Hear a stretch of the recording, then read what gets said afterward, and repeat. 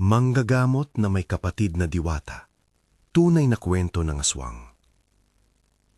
Isang gabi, noong 1969, may itim na usok na lumabas mula sa dibdib ng isang bata at ang buong baryo, kahit ang mga lalaking dati hindi sumusuko sa anumang takot, ay huminto at tumahimik. Hindi dahil sa katahimikan ng dagat o sa hangin dumadampi sa dahon ng niyog. Huminto sila dahil may bagay na kumilos sa loob ng silid. Hindi tao, hindi hayop, at ang hangin ay nagdulot ng ibang lasa. Maalat na tulad ng luhang napapaluha at maanghang na parang nilusog ng bawang ang bawat hininga. Ako si Diro, 15 taong gulang noon, manggagamot sa baryo ng may simpleng mga kamay at isang tinig na minsan may kasamang bulong mula sa isang nilalang na tatawagin kong Halia.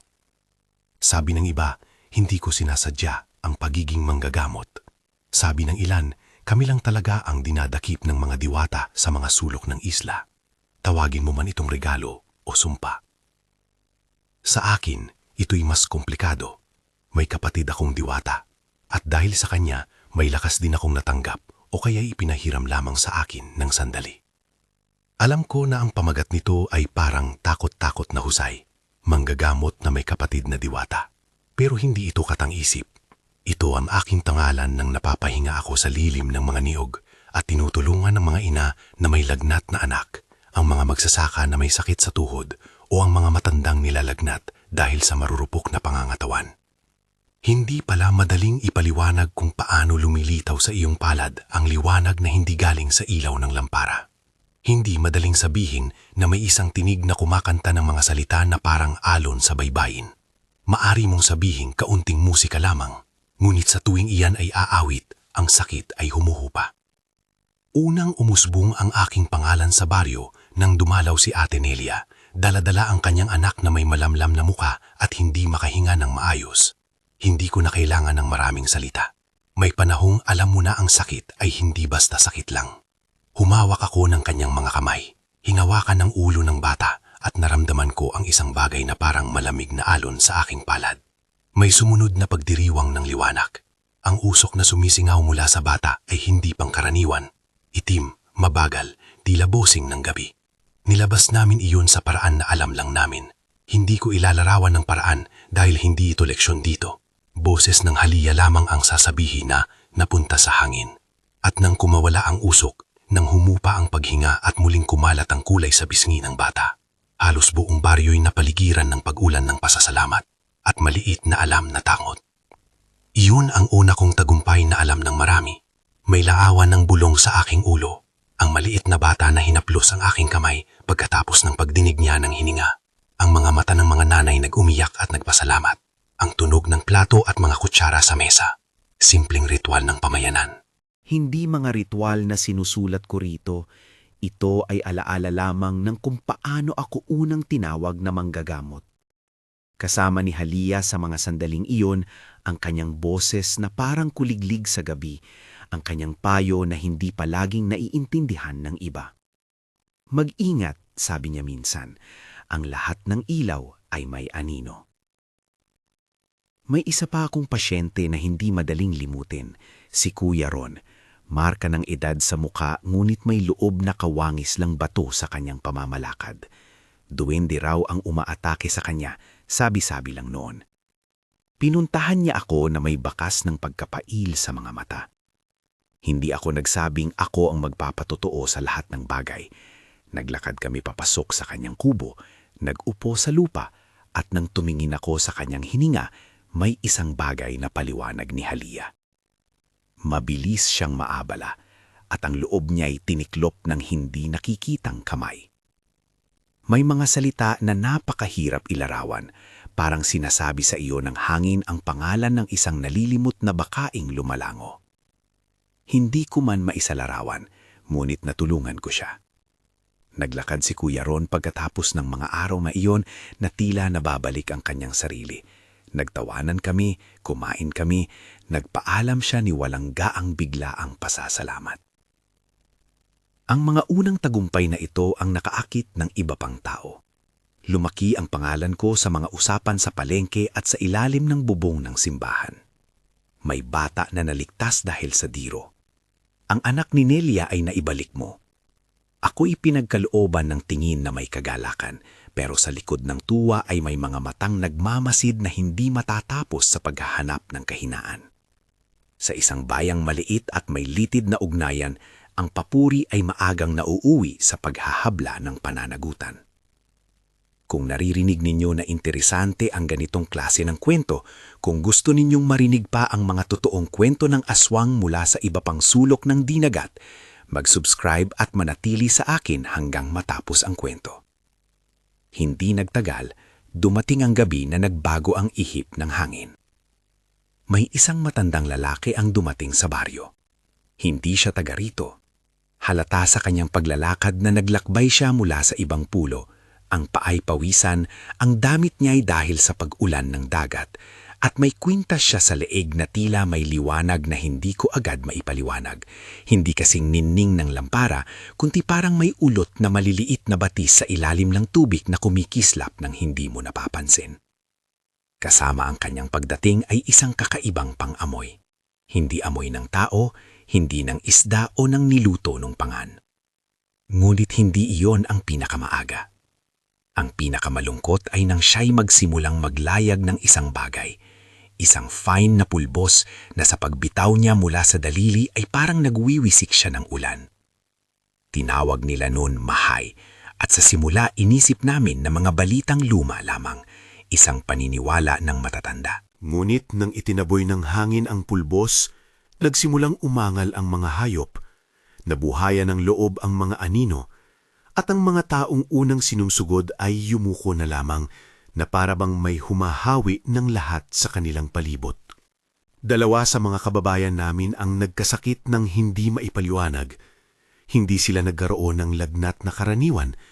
Parang unti-unti silang nawawalan ng sarili.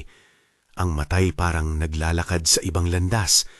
Ang mga kamay ay kumikilos na hindi namumuhay sa mismong katawan. Mga araw lang, at may sabi-sabing mga tao na hindi na bumalik sa bahay. Ang bintana ng ilan ay nanlilimahid ng mga mata. May mga kapanakip ng gabi na hindi na kami makatulog. Ang bagong sindak ay nagbayad ng pansin sa isa, sa akin. Hindi ako inaakusahan noong una. Pinanood ko lamang. Ang aking pangalan ay hindi agad napuno ng batikos. May mga tsismis lamang sa tabing inaw. Paano kung may masama siyang ginawa? Paano kung swerte lamang ang mga itinapon niya na tagumpay? May maliit na panghihinayang sa mga tingin, ngulit hindi ito pag-atake pa. Hanggang sa may bigla ang pangyayari sa harap ng simbahan, isang mag-asawang nakakita ng matandang lalaki na naghahagis ng pulbos sa hangin. Ang kanilang apo ay nagkita ng kakaibang pag-ikot ng damdamin at sumunod na araw ay namatay. Hiningi ng ilan na tayo'y humuli. Ang istanang pagdududa ay mabilis kumalat sa baryo. Naging mabulunan ang mga ngiti. Ang mga nagdalang tao ay mas nagiging hinog sa galit. Isang grupo ang nagsabing ang kalagayan ay tanda ng aswang at may mga nagmumungkahi na dapat may biktima. Sa mga ganitong sandali, walang maingat na pag-iisip. May mabilis na paghuhusga at dahil sa pagiging kakaiba ng aking ugnayan sa mga bagay na hindi karaniwan, dahil may boses na nagsasabing maraming lihim, aking naging hungkag ang dating paggalang. Minsan, sa madaling araw, may pumalo sa aking pinto ang isang grupong mga kapitbahay. Hindi ganon karami, ngunit sapat upang maramdaman mo ang bigat ng pag-atol. May ilan na dating nagpapasalamat. Ngayon, kumikilos sila ng malamig na tingin. Hindi ko maramdaman sa kanila ang malalim na pag-unawa. Sino-sino pa ang nagtataglay ng anting-anting? Mahigpit na tanong ng isa, bakit ang mga taong iyong ginagamot ay nasasakal ng hindi pangkaraniwan? Sabi ng isang ina na hawak ang nalalabi niyang buhok at may luha sa mata. Hindi nila ako sinabing nagkasala sa harap na talaga. Ngulit sapat na ang mga salita para mawasak ang pagtitiwala sa akin. Ang boses ng Halia ay tahimik noon. Hindi niya agad sinagot ang alabok ng pagdududa. Titingnan natin ito, ang sabi niya sa akin. Ngulit ang pagtingin ay hindi palaging dalisay. Sa loob ng mga araw na sumunod, nakita ko kung paano mabuwal ang isang tao kapag kalaban ang lahat. Ang mga traktora ng tsismis ay umikot. Ang bata na nooy pinanumbalik ko ay inayos muli ng ina at inilihim tulad na lamang isang lihim na pagnanasa. May tinik sa puso ko na sinasabi na hindi ito tungkol sa akin lamang. Ito'y tungkol sa kung paano kayang sirain ng takot ang pinakamahina nating ugnayan. Humingi ako ng paliwanag kay Halia. Siya ang palaging kausap ko sa dilim. Siya ang naglalarawan kung paano hindi ko dapat ipagwalang bahala ang mga bagay na may kakaibang galaw. Anong ibig sabihin ng ruha? Tanong ko sa bulong niya habang nakaupo ako sa tabing dagat. Ang alon ay tila may pakialam. Sumagot si Halia na may tinig na parang pagaspas ng dahon.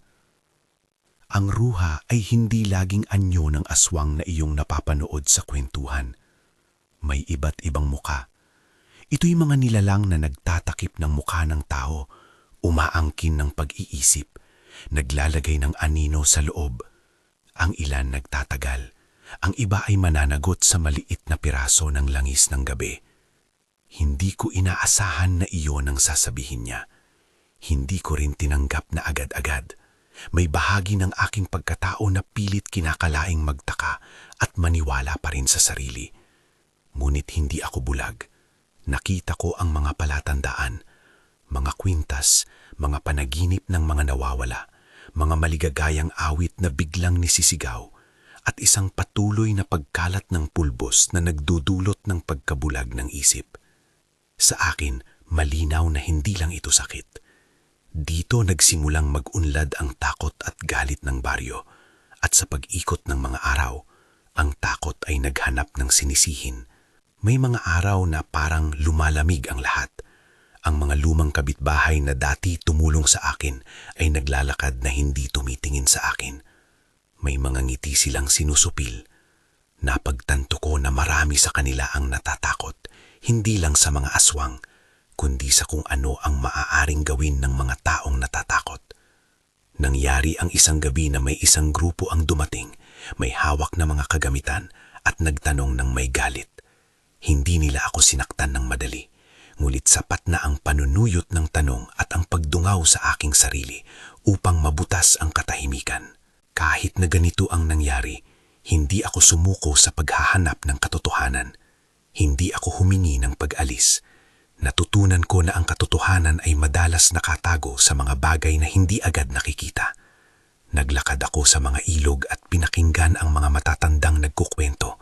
Nagtanong sa mga nag-uunahang nakita ng lolo. Ang bawat sagot ay pumipila sa akin ng higit pang palaisipan. Sabi ng isang lola, may nakita akong babae na naglalakad sa tabi ng gubat, nakaanyo ng maputi. Akala ko bumubuhos ang liwanag, pero naglaho siya.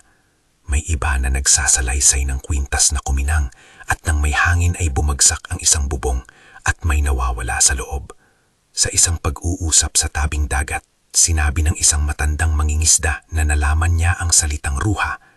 Hindi ito laging tumatawid lamang sa paglipas ng mga gabi. Mahimulmul niya sabi. Minsan ito'y parang ilaw na kumukurot sa kalooban ng isang tao hanggang sa hindi nila makilala ang sarili. Nabigla ako sa paglalarawan. Hindi ko ito gustong paniwalaan na may ganoong klaseng nilalang na kumikilos sa ating sirkulo. Ngulit ang mga palatandaan ay nagsasabi ng magkabaliktarang bagay. May mga pagkakataon na ang mga sinasabi ng tao ay pinapaniwalaan ng kung sino ang may kapangyarihan, at may pagkakataon na ang mga kwintas at palamuti ay nagbubukas ng pinto.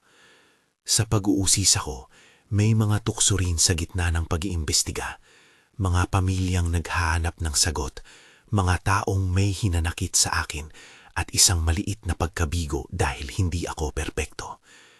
Isang bata sa baryo ang nagsabi sa akin isang gabi sa likod ng simbahan, "Diro, ang tatay ko ay naniniwala na ikaw ang dahilan."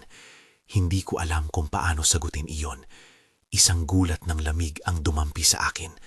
Ang salitang ikaw ay parang dumaan sa utang kahoy at nagtimbre sa loob ng puso. Ang mga araw ay tila nagiging maikli. Ang gabi ay tila mas matalim. Minsan, Ginising ako ng panaginip. Nakita ko ang mga mata ng matandang lalaki, ang kumpas ng kanyang kamay na nagwiwisik ng pulbos, at sa panaginip na iyon, may nakita akong tali na kumikilang sa leeg ng isang nilalang. Naggising ako na nanginginig at sa mesa ko ay may pag-ibig na hindi ko maipaliwanag. Sinilip ko ang kalye at nakita ko ang mga pinilakang eksena ng baryo, mga tao na nakayuko, mga ilaw na kumikislap sa salamin na naglalarawan ng mga mata ng iba. Tahimik naman sa mga unang sandali, ngunit hindi nagtagal nang marinig namin ang isang sigaw sa kabilang dulo ng bayan. Isang ina ang umiiyak na nawala ang kanyang anak. Agad nagpunta ang karamihan sa mga lugar ng panibagong kaguluhan. Doon ko nakita ang kabuuan ng takot. May mga lumalakad ng walang direksyon. May mga nakakulong sa loob ng bahay. May mga kumakain na nakakalimot ng lasa ng pagkain. Pagkaraan ng ilang linggo ng ganitong mga pangyayari, napagtanto ko na kailangan naming gawin ang isang bagay. Hindi paraan ng pagtuturo, hindi paraan ng paghatol, kundi paraan ng paghahanap. Hindi ko sinabing maghanda ng armas o maglunsad ng digmaan. Ito ang hindi ko gagawin at ayaw ko ring magturo ng ganoon. Ngunit kailangan kong kilalanin ang kalaban. Kailangan kong malaman kung bakit ako ang naging target ng pag-aalipusta at kung bakit tila ang mga mata ng matandang lalaki ay nakatuon sa akin ng ganoon kalalim. Hinahanap ko ang mga daladala ng alaala, ang kwintas na nakita ko sa kanyang leeg, ang mga salita ni Halia na parang pumipigil sa akin ng magmadali, at ang maliit na pagkawasak sa loob ng sarili ko na nagsabing hindi sapat ang paghinto sa pagdudurusa ng iba. May gabi rin na naisip ko, baka tunay ngang ipinagkaloob sa akin ng isang bagay na hindi ko dapat gamitin ng babaya. Hindi ito confession, hindi ito pagsisi, ito ay pag-aamin ng takot. Minsan, may mga pagkakataon na nababalutan ako ng matinding pag-iisa. Kahit may Halia, kahit may mga pasyenteng aking natulungan noon, may bahagi sa akin na pilit humahanap ng konfirmasyon mula sa akin mismo. Hindi madaling maging kakaiba sa maliliit na komunidad. Madalas ang kakaibang kakayahan ay nagiging rason para sa paglihim o kaya'y batayan lang paninibugho ng iba.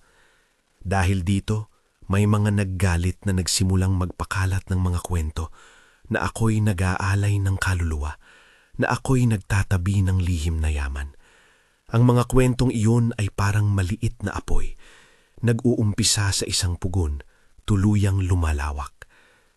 Habang nagpapalalim ako sa aking pananaliksik, hindi sa pamamagitan ng libro lamang, kundi sa pamamagitan ng pakikipag-usap sa mga matatanda, sa panonood ng mga bakas ng pagkakawala, at sa pakikinig sa mga bulong ng Halia, natingnan ko ang isa pang posibilidad. Ang ruha ay hindi biyaya ng isang individual lamang. Ito ay isang bagay na minimithi ng ilan.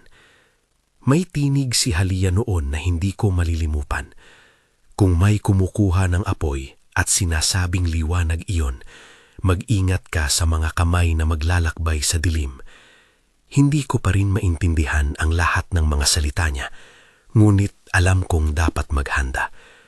Ang paghahanda ay hindi nangangahulugang paglika ng mga ritual na ilalathala ko sa inyo. Ang paghahanda para sa amin noon ay simpleng pag-iipon ng lakas ng loob, paglilinis ng isip, pagbuo ng tiwala sa sarili, pagbangon mula sa pagkabagsak ng tiwala ng iba. Lumalakas ako sa mga araw na nagsusulat ako ng sariling tula sa buhangin at pinapakinggan ng dagat humugos ng kwento. Minsan mayroon akong mga maliit na sandali ng pagdadasal sa sariling paraan, kung saan hindi ako nagsasabing ako'y may permiso na alisin ang sakit ng iba agad-agad. Humihingi ako ng lakas para itaguyod ang mga taong hindi kayang protektahan ang sarili. Sinimulan ko ring bantayan ang galaw ng matandang lalaki. Hindi madali dahil siya'y mapagkunwaring tahimik, lumalakad sa mga lilim at nag-aalok ng simpleng mga bagay, tulad ng pag-aalay ng maliit na palamuti sa mga bata, pag-aayos ng mga tulay na sira, pag-ihaw ng isda sa tabi ng pampang na hindi niya binibigay sa lahat. Ngulit sa ilalim ng kanyang malasakit, may isang sinisilip na galaw na parang nag-aakalang may pag-aari siya sa mga kaluluwa ng iba. Isang gabi, habang si Halia ay naglalakad sa tabi ko, hindi literal na naglalakad siya, merong pagkakataon na ang kabanatang iyon ay nangyari sa paraan ng pag-isip, ngunit ang inyong pag-unawa ay sapat. Napangsin ko ang isang maliit na anting na nakabitin sa baro ng matandang lalaki. Ang aking pakiramdam ay tulad ng lumang bangka na pinapalo ng alon at may butas sa gilid. Kailangan mong magtabi at mag-ayos, ngunit kailangan mo ring alamin kung sino ang magtutulak sa iyo palayuan. Sa gitna ng pagkalito, may nakitang palatandaan na hindi ko inaasahan. Isang tao na kilala kong hindi makakasama ng mga aswan, ang aking ama. Hindi ko ito sinabing agad dahil mahalaga ang timing ng pagbubunyag. Ang pagkakakilanlan ng aking ama ay isang bakay na sumasayaw sa akin sa gabi at nag-aolok ng malikhaing tanong. Bakit siya mawawala sa gitna ng dili maipaliwanag na gawain? Bakit ang kanyang pangalan na matagal ko nang naiisip ay biglang lumitaw sa kasagsagan ng takot ng baryo? Hindi yun ang uri ng tanong na may simpleng sagot. Ngunit ang pag-unawa ay unti-unting pumasok sa akin. May koneksyon between sa akin at sa kung ano ang umiiral sa paligid, hindi lang bilang tinig ni Halia o ang aking kakayahan, kundi bilang isang piraso ng pamilyang may lihim. Nang humahagulgul na ang hangin ng gabi habang papalapit ang isang bagong buwan, napagtanto ng mga taong nag-iimbestiga namin na ang susunod na hakbang ay hindi maaaring gumamit ng galit. Kailangan ng talino at higit sa lahat, kailangan ng lakas ng loob. Ang mga kababayan natin ay naghahalo ng pag-asa at pagduda. May ilang naniniwala pa rin sa aking kakayahan. May iba na nagsasabing dapat na akong paglabanan. Ang panahong iyon ay puno ng mga maliliit na sandali kung saan ako ay naiiwan na nag-iisa, nag-iisip, nagdadasal sa sarili at nag-uusap sa Halia na parang isang matalik na kasama. Sapagkat sa araw na iyon, nagpasya akong magpatuloy sa paghahanap, hindi sa paraan ng paggamit ng anumang alinman sa mga ritual na ipinagbabawal kong ilarawan dito, kundi sa paraang malumanay, pag-alam sa pinagmulan ng mga kwintas, pakikinig sa mga kwento ng mga matatanda, at pag-asang nabuo ang isang paraan para hindi na mabalik sa amin ang pagkawasak na dala ng mga ruha. May mga tahimik na sandali na ako at si Halia lamang ang nasa tabi ng dagat, nakikinig sa mga alon na nagmumuni. Makinig ka, ani niya, kung aalamin mo ang lihim, huwag mong kalimutan na may kamatayang nakatapak sa paligid, ngunit ang katotohanan ay hindi na uuwi sa pagpatay ng takot. Matuto ka muna, magtipon ka ng lakas. Hindi ko siya tinanong ng higit pa. Alam ko na may mga bagay na hindi dapat sinasabing lahat sa isang hininga. Sa gabi bago ang isang napakadilim na buwan, habang binangkaw ko ang katahimikan sa loob ng aming kubo, may narinig akong pag-iyak mula sa dulo ng bayan. Isang grupo ang nagtipon, mga nag-aalalang magulang at ang ilan sa mga pinagbintangang kapitbahay. May ilan na nagmumungkahi ng pag-aklas, may ilan na nagmumungkahi ng pagdarasal hanggang sa umaga. Sa gitna ng ingay, may pumalo sa akin na ako ang kailangang gumawa ng hakbang. Hindi para sa sarili ko, kundi para sa mga taong napapako sa takot.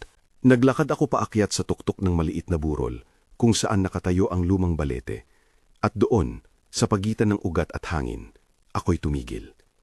Huminga ako ng malalim. Dito ko naramdaman ang pinakamatinding pag-ikot ng kwento. Parang may dalawang pader na kumakatok sa aking dibdib.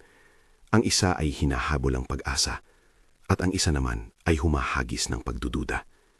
Hindi ko alam kung paano sisimulan ang susunod na kilos. Alam ko lamang na hindi ko na mapapanood pa ang baryo na unti-unting nawawala sa aking harapan.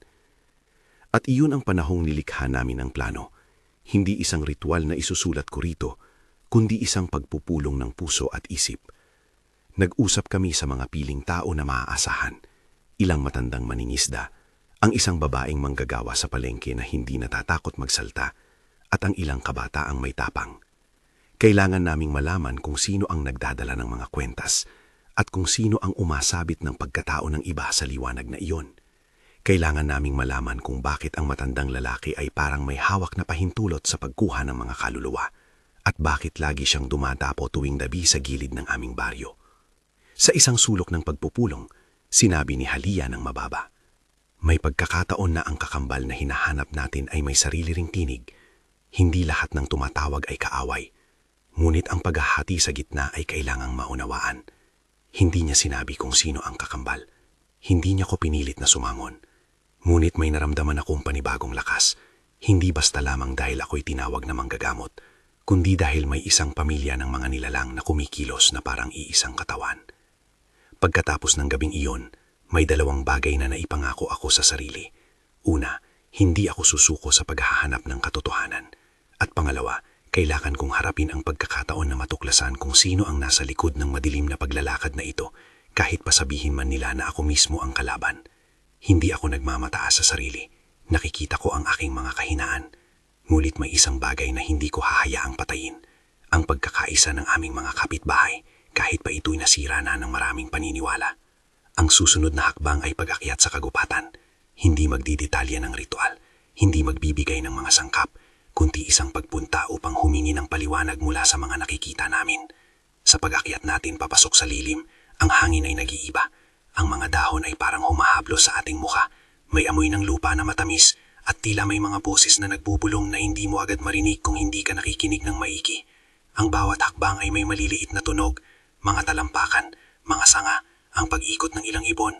Ngunit higit sa lahat, may isang tunog na lumalapit, isang awit na hindi mo maintindihan, at isang liwanag na parang kumikislap sa pagitan ng mga puno. Bago kami magpatuloy sa gitna ng walang katiyakan, hinawakan ko ang hawak ng aking tiyan at sinabing sa sarili, hindi lahat ng laban ay perang nakikita.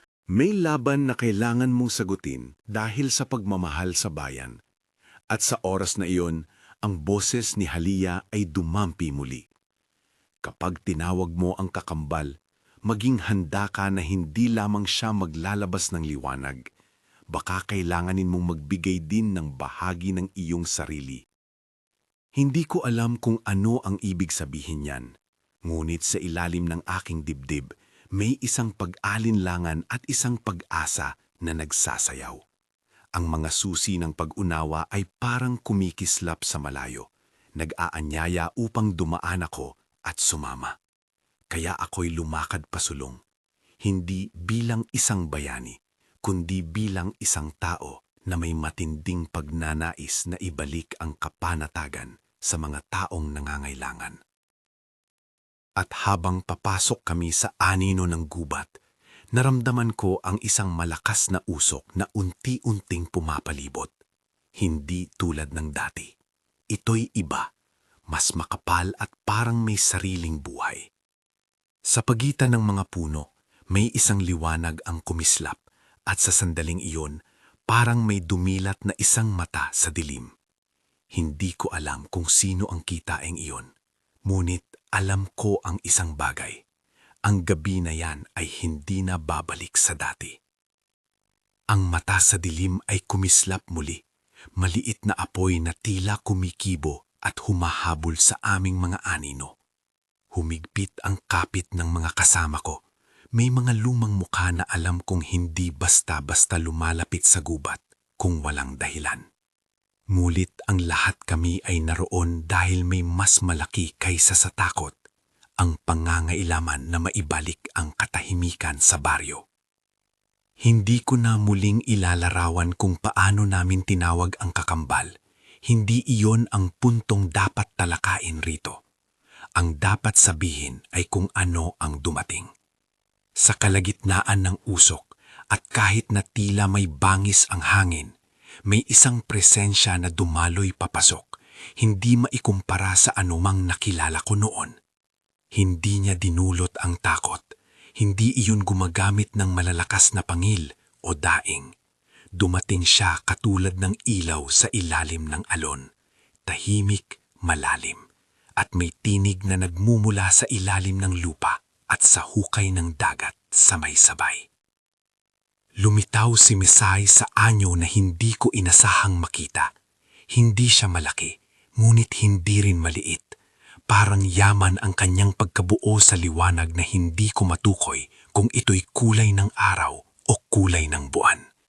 Minsan siya'y naglalakad sa pagitan ng mga dahon at minsan ay parang naglalaho sa usok.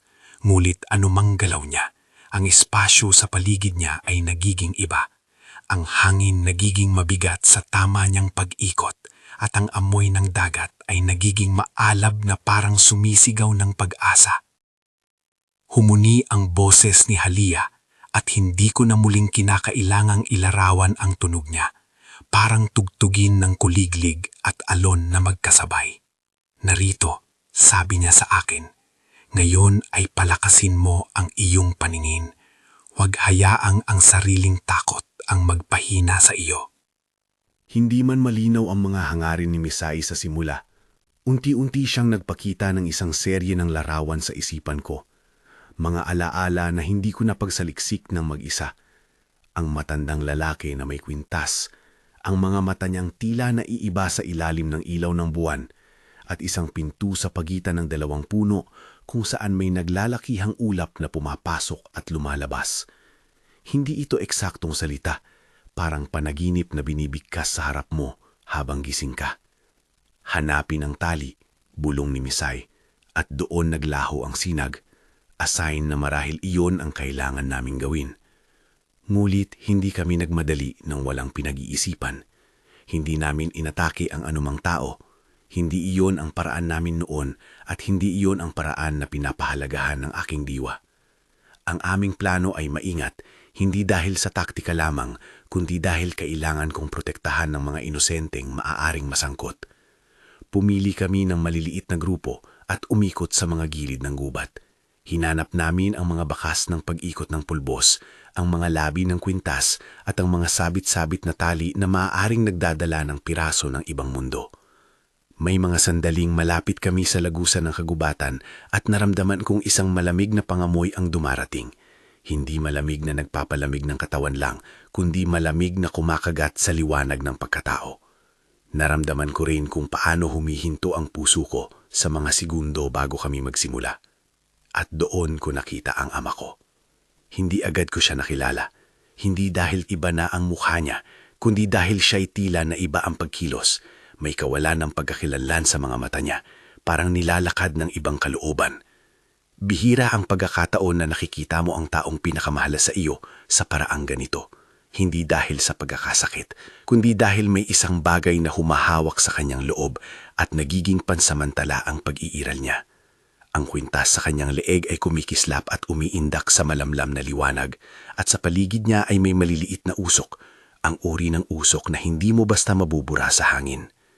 Tumigil ako sandali at ang lahat sa paligid ko ay naging tahimik gaya ng isang dagat bago sumabog. Si Halia ay nakatingin sa akin at sa kanya nagmula ang lakas na kailangan ko. Hindi siya ang nagtatangka na sirain ka, anak.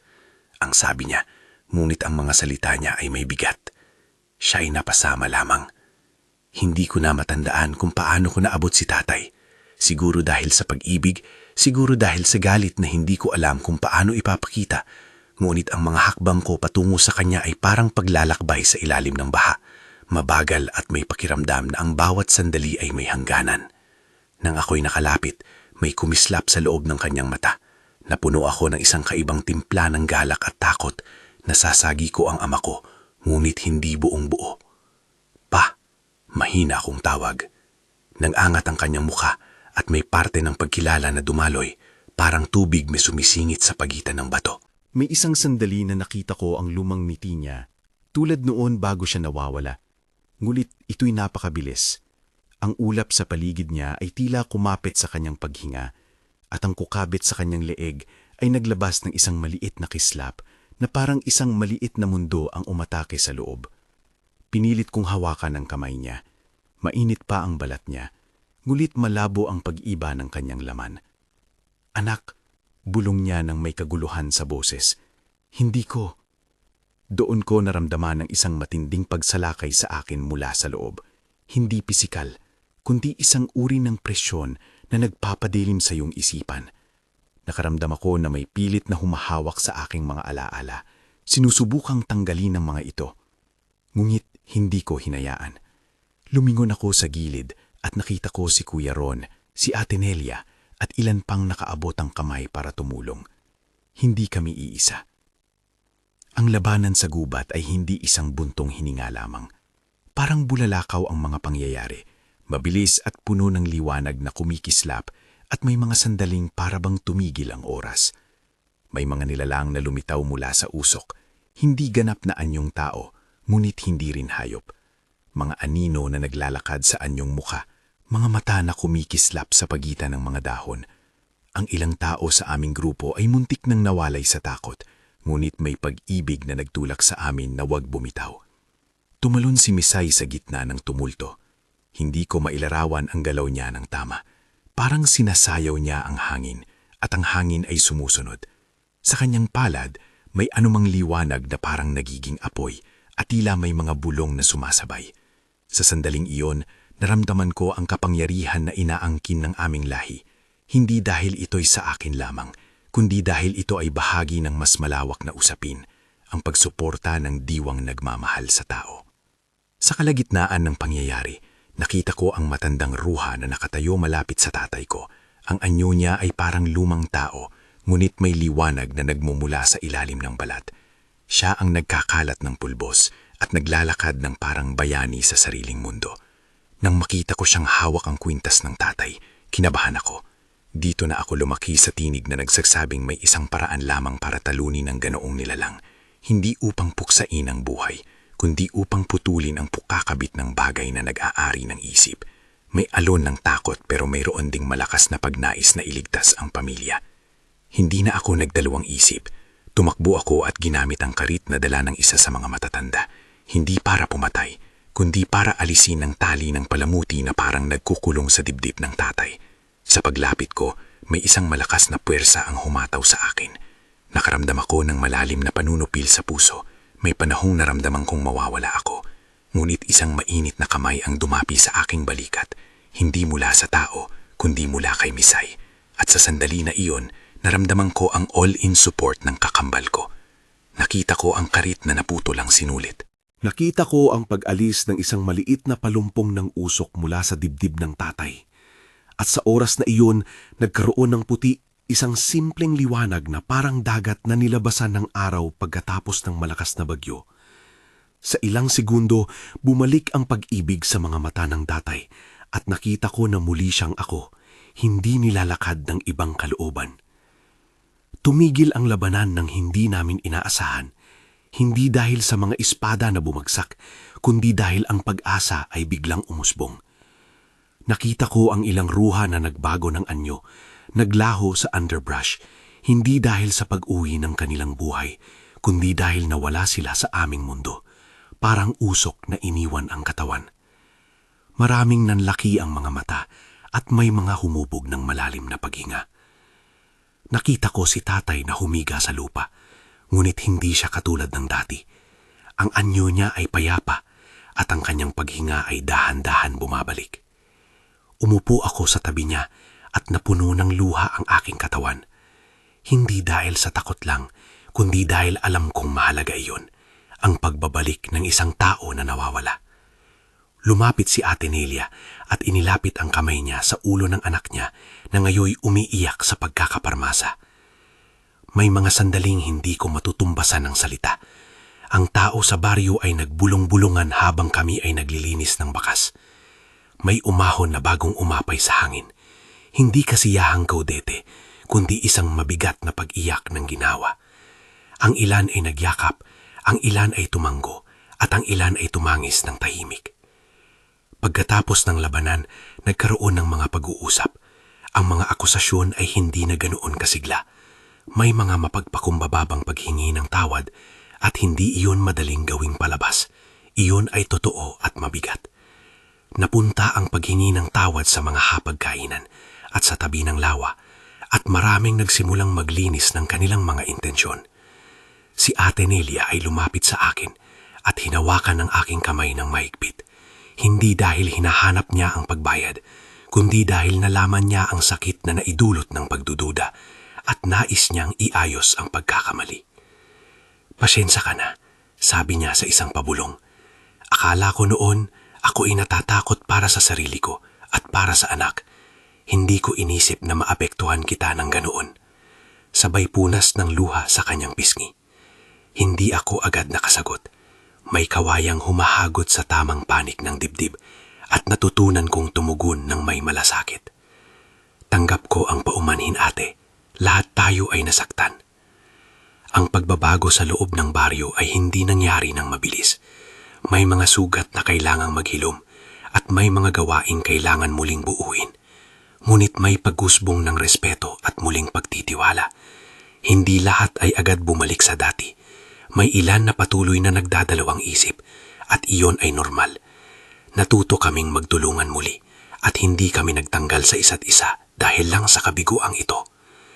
Ang ama ko, si Mang Salmo, ay umalis ng hindi nagmadali. Hindi siya nagmamadaling bumalik sa dati at ako rin ay hindi nagmadaling magbalik sa dati kong ginagawang manggagamot. Kailangan naming maghilom. Kailangan naming magpakumbaba. Ngunit ang misyong iyon ay sinimulan na namin. Gumising sa umaga ng may dalang pag-asa at humiga sa gabi ng may kaunting katiyakan. May mga araw na sinusukat ko ang lakas ng aking palad at tinatanong ang sarili kung sapat na ang nagawa ko. Madalas kong maririnig si Halia nang nagmumulat. Hindi lahat ng sugat ay dapat pagalingin agad. Ang ilan ay pinaghahandaan. Sa mga sumusunod na linggo, nagtulungan kami upang muling itayo ang tiwala. Nagpunta kami sa mga pamilihan, nagdala ng pagkaing inihanda ng mga nagbalik loob at nagdasal kami. Hindi upang itaboy ang kababalaghang iyon bilang pangkaraniwan, kundi upang magpasalamat sa pagkakataon na maayos ang mga bagay. May mga lola na muling nagkwento ng mga aral, ang pag-iingat, ang kahalagahan ng pagtingin sa kapwa, at ang pag-ibig sa pamilya bilang sandikan. Sa mga hapon, nakaupo kami sa ilalim ng mga puno at nagkwento ng mga araw na hindi nababalik. Ngunit kasama ng mga kwento ay ang bagong pag-aaral. Hindi dapat agad husgahan ang kakaiba at dapat mag-ingat sa pagpapadala ng takot bilang solusyon.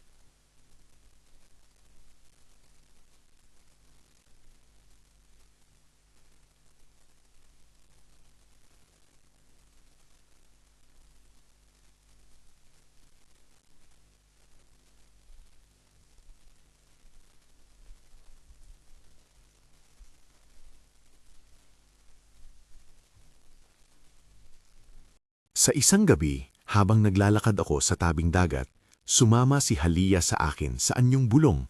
"Anong gagawin mo ngayon?" tanong ko sa kanya. Hindi niya sinagot kaagad. May katahimikan na sumagot sa amin. "Ipagpapatuloy mo lang ang ginagawa mo," sabi niya sa wakas. "Hindi ito tungkol sa liwanag na ibinibigay ko sa iyo. Ito ay tungkol sa kung paano mo ginamit ito. Manatili kang tapat sa puso mo. Nang mahalin mo ang salita ng isang diwata, hindi ito katumbas ng pagwawagi sa lahat ng araw. May mga gabi pa rin na ako'y ginugulo ng ilang tanong at takot. Ngunit sa pagdaan ng panahon, natutunan kong yakapin ang mga iyon bilang bahagi ng paglago. Hindi ko inaalis ang karapatan ng iba na magtanong. Sa halip, natutunan kong makinig at umupo kasama ang kanila at dahan-dahan kaming nagtutulungan upang maghilom. May mga araw na bumabalik ang usok sa mga gilid ng aming baryo. Hindi malapatrom, ngulit parang paminsan-minsan ay naririnig mo ang maliliit na ingay sa gabi. Doon ko napanatili ang aking vowing. Hindi sasabihin na wala ng panganib, ngunit handang tumayo sa gitna ng takot upang magbigay lakas. Ang diwa ng pag-aalala ay naitanim bilang paalala. Ang mundong ito ay may mga bahagi na hindi natin lubos na mauunawaan, ngulit hindi iyon dahilan para sumuko sa kapwa. Kung may natutunan ako mula sa gabing iyon, ito'y ang pagkilala na ang kapangyarihan ay hindi palaging sagot sa takot. May mga kasanayan na mas mahalaga, ang pagkaunawa, ang pagtitiwala at ang pagpipigil sa sariling galit. Ang pagkakaiba ng pagprotekta at paghahatol ay makikita sa paraan ng ating pagharap sa mga sugat ng iba. Ang karta ng aming baryo ay muling nabuo, hindi perpekto, ngunit mas malakas dahil sa pagdaan sa krisis. Pagkalipas ng panahon, unti-unti kong ibinahagi ang aking kwento sa mga malalayong baryo, hindi upang ipagyabang o para maging alamat lamang, kundi upang magbigay ng paalala. May mga bagay sa mundo na hindi madaling ipaliwanag, pero dapat harapin ng may puso at hindi sa pamamagitan ng pagtatalo. Marami ang nakinig at marami ang nagulat. May isang dalaga na lumapit at nagkwento ng sariling karanasan. May isang mangingisda na nagpasalamat dahil naibalik namin ang kapayapaan sa kanilang mga gabi.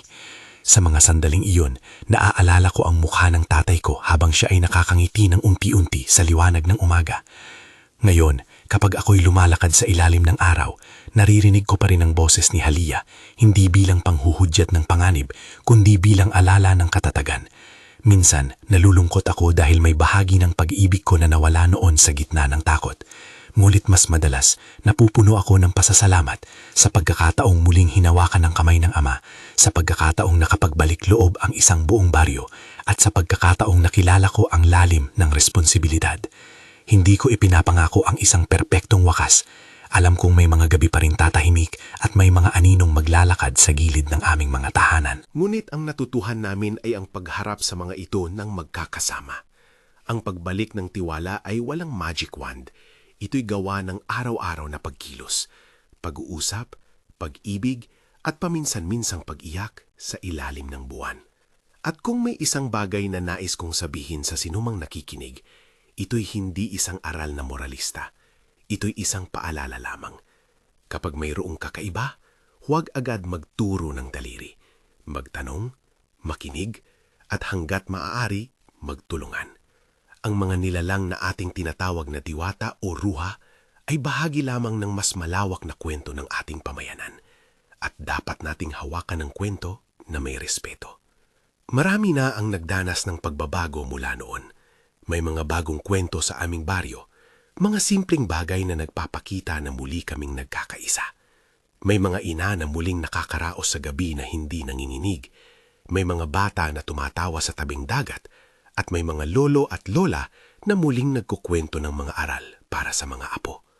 Ako, bilang isang manggagamot na may kapatid na diwata, ay nananatiling alerto, mapagpakumbaba at laging handang tumulong sa abot ng aking makakaya. Hindi dahil sa ako'y banal o espesyal, kundi dahil sa isang tao lamang na gustong maglingkod. Kung may isang huling bagay akong hahayaan na manatili sa inyo pagkatapos ng kwentong ito, sana'y maging paalala ito na kahit ang pinakamadilim na gabi ay may hangganan. At sa bawat pagkakahiwalay ng komunidad, may pagkakataon na maghilom at muling magtulungan. Maraming salamat sa pakikinig sa aking kwento mula sa dinagat. Isang kwento ng takot, pag-asa, at pag-ibig na hindi madaling mabura. Kung may karanasan kayo na nais ibahagi o tanong tungkol sa aming munting bayan, iwanan lamang sa komento ang inyong boses. Mag-subscribe kung nais ninyo ng iba pang tunay na kwento mula sa mga sulok ng ating mga bulo. Paalam at ingatan ninyo ang isa't isa.